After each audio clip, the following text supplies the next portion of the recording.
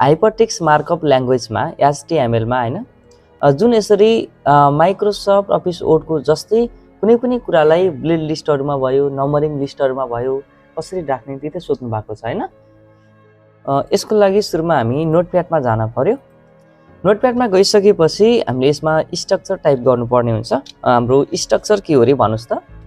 HTML ले ठुलो साउन्डले बोल्ने, हेड, त्यसपछि TITLE टाइटल, त्यसपछि के गर्न पर्यो, टाइटललाई क्लोज गर्न पर्यो।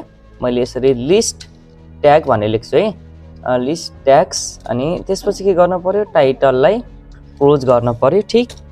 अनि त्यसपछि के गर्न पर्यो, हेडलाई क्लोज गर्न पर्यो। अनि त्यसपछि के गर्न पर्यो, बडी ओपन गर्न पर्यो। यो हाम्रो स्ट्रक्चर हो। अनि अन्तिममा के हुन्छ, बडी के हुन्छ, क्लोज हुन्छ है।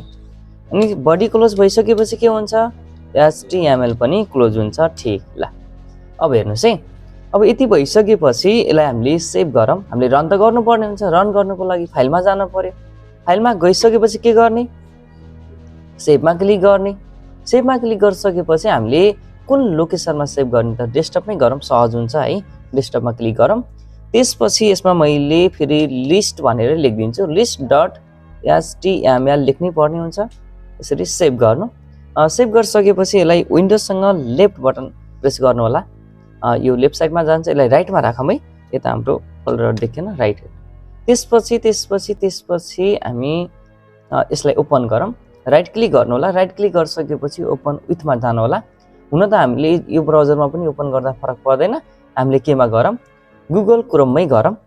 अनि यति भइसकेपछि यसलाई विन्डोजसँग लेफ्ट दाब्नु होला। यो लेफ्ट साइडमा जान्छ है।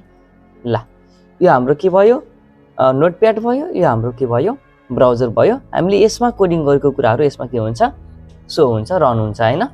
ल अहिले खाली छ। अब हामीले बनाउनु पर्ने कस्तो हो, यस्तो बनाउनु पर्ने हो। त्यसको लागि चाहिँ टपमा चाहिँ के गर्नु पर्यो भने, H2 जति लेखौँ, धेरै ठुलो पनि नबनाऊ। H भनेको के हो, H1 भनेको, H2 भनेको हेडिङ 1 हेडिङ 2 है। मैले हेडिङ 2 नै राखिदिन्छु। हेडिङ 1 अलिकति ठुलो हुन्छ के, त्यही भएर यो बराबर गर्नको लागि के गरिदिन्छु म, हेडिङ 2 राखिदिन्छु। हेडिङ 2 राखिसकेपछि हामीले के राख्नुपर्ने हुन्छ, बेसिक कम्प्युटर लेख्नुपर्ने हुन्छ। अनि H2 लाई के गर्नु पर्यो, क्लोज गर्न पर्यो।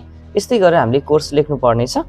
अब यो जुन छ बुलेटमा राख्नको लागि हामीले कुन ट्यागको प्रयोग गर्छौँ रे, कुन ट्यागको, UL को प्रयोग गर्छौँ। OL भनेको नम्बरिङ भयो, UL भनेको बुलेट भयो। त्यही भएर सुरुमा UL ट्यागलाई यसरी ओपन गर्नु। त्यसपछि प्रत्येक जुन छ नि यसको अगाडि हामीले के गर्नुपर्ने हुन्छ, हो यसलाई लेख्नुपर्ने हुन्छ। यसलाई ओपन गर्नु। त्यसपछि अनि टाइपिङ भनेर यसरी लेख्नु। अनि लाई क्लोज गरिदिनु। यस्तै गरेर हामीले लेख्नुपर्ने हुन्छ।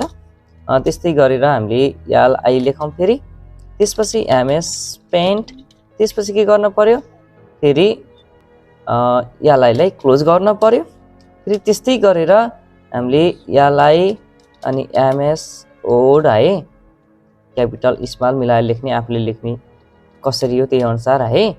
अनि लाई त्यसपछि फेरि के गर्न पर्यो, लाई ओपन, सरी क्लोज भयो, लाई ओपन। अनि MS एक्सेल। अनि के गर्न पर्यो, फेरि केलाई, लाई क्लोज गर्न पर्यो, ठीक। त्यसपछि फेरि लाई ओपन। अनि के छ हाम्रो, पावर पोइन्ट है। अनि फेरि लाई क्लोज। त्यसपछि अर्को के छ हाम्रो, लाई ओपन, इन्टरनेट। अनि लाई क्लोज। फेरि के, लाई ओपन। अनि के छ हाम्रो, डेस्कटप सेटिङ। सजिलो छ हैन, सेटिङ। अनि लाई क्लोज। अनि सकियो भने अन्तिममा के गर्नु पर्यो, जुन हामीले UL लाई ओपन गरेको छौँ त्यसलाई क्लोज गर्न पर्यो है। यसरी UL क्लोज, सेभ गर्न पर्यो। अब यो MS वर्डलाई हटाइदिउँ। अब हामीले यसमा रिफ्रेस गर्न पर्यो। रिफ्रेस गर्न बित्तिकै यसरी हाम्रो लिस्टमा आयो, ठीक।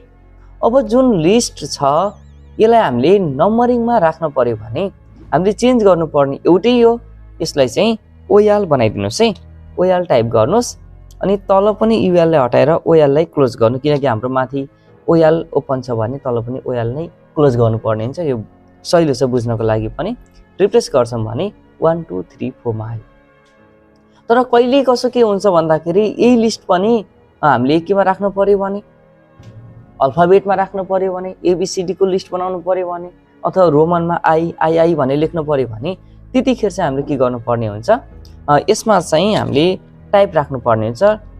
टाइप बराबर डबल इन्भर्टेड कमा मैले ए राखेँ भने अब हेर्नुहोस् यो के भयो, एबीसीडीमा आयो। ठिक, अब तल पनि यो नराख्नु होला। फेरि यो भनेको एट्रिब्युट के हो, नेम हो। यो भनेको के हो, एट्रिब्युट भ्यालु हो। यो भनेको के हो, एउटा ट्याग हो। यसरी बुझ्नुहोस् है। मैले पहिला पनि तपाईहरुलाई ट्याग भनेको के हो, एट्रिब्युट नेम भनेको के हो, कन्टेन्ट भनेको के हो, एलिमेन्ट भनेको के हो सिकाउँदाखेरि चाहिँ सबै यसमा युज हुने भाषाहरू भन्दैकै छु हैन। नबुझेको सोध्नु होला, बरु केही फरक परेन। अब क्यापिटल राख्छौँ भने क्यापिटलमै आउन सुरु गर्छ है। जस्तो कि मैले यसमा रिप्लेस गरेँ, क्यापिटलमै आउने भयो हैन। यदि मैले यसमा गएर रोमनमा राखेँ भने यसरी हेर्नुहोस् है, यसरी रिप्लेस गरिदिएँ भने रोमनमा आउने भयो हैन। हामीले 1 2 नभएर जस्तो कि हाम्रो यसलाई मैले त्यतिकै छोडिदिएँ है। मानौँ मैले यसलाई त्यतिकै छोडिदिएँ ल, ओएल रिप्लेस 1 2।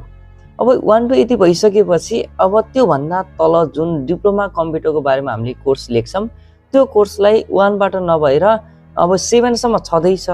अब 8 बाट सुरु गर्ने भए तपाईले यस्तो गर्न सक्नुहुन्छ है। फेरि यसमा जाने, यसमा गइसकेपछि स्टार्ट लेखिसकेपछि कतिबाट स्टार्ट गर्ने भन्छ के, अनि डबल इन्भर्टेड कमा मानौ हामीले कतिबाट स्टार्ट गर्ने हो, 8 बाट स्टार्ट गर्ने हो भने यसरी 8 लेखेर यसमा गएर रिप्लेस गरिदिनुहुन्छ भने 8 बाट सुरु भयो। फेरि यसरी पनि हामीले लिस्टहरू बनाउन सक्छौँ।